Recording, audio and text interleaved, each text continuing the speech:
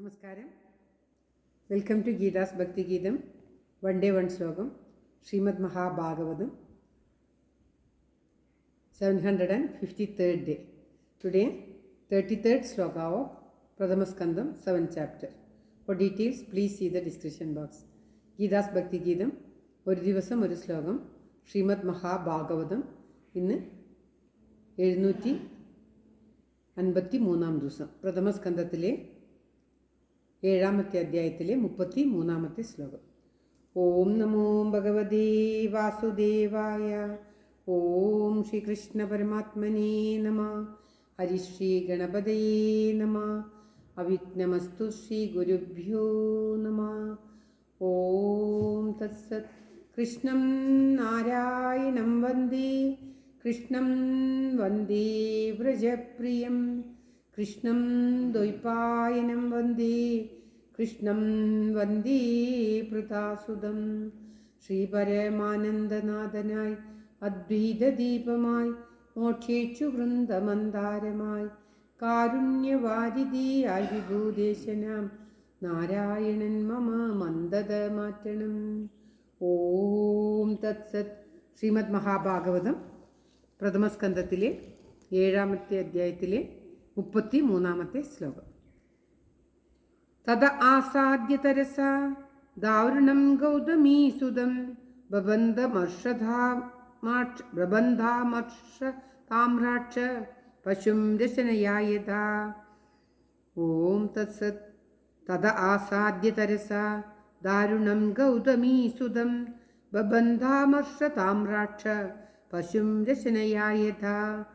ഓം തത്സത്. പദം വിരിക്കേണ്ടത് തദ തരസ. തദ ആസാദ്യ തരസ ദാരുണം ഗൗതമീസുതം അമർഷ ബബന്ധ അമർഷ താമ്രാക്ഷ പശും രശനയ യഥ. ഇങ്ങനെയാണ് പദം വിരിക്കേണ്ടത്.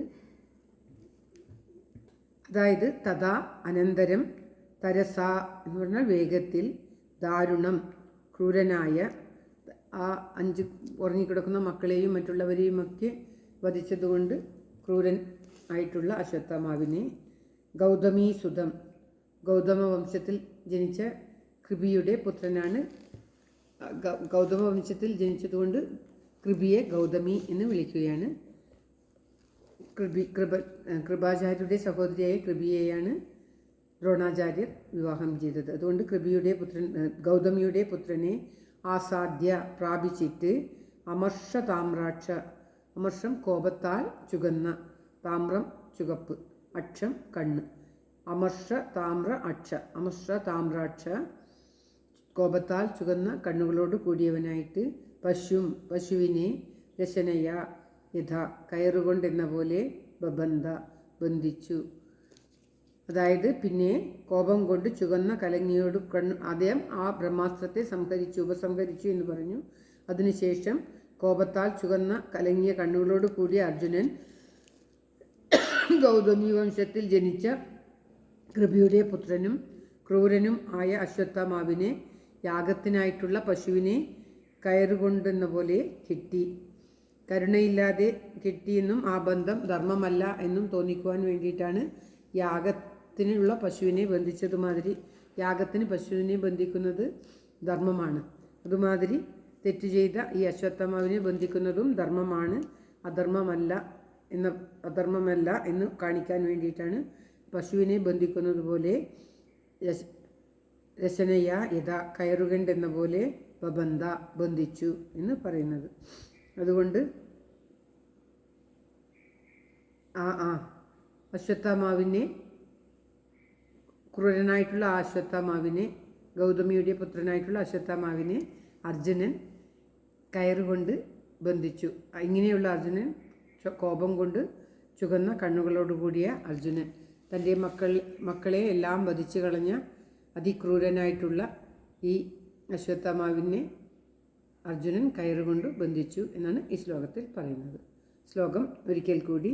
തഥ ആസാദ്യ തരസ, വേഗത്തിൽ എന്നുള്ളതിന് തരസ, ദാരുണം ഗൗതമീസുതം ബബന്ധാമർഷതാമ്രാക്ഷ പശും രശനയായതാ. ഓം തത്സത്.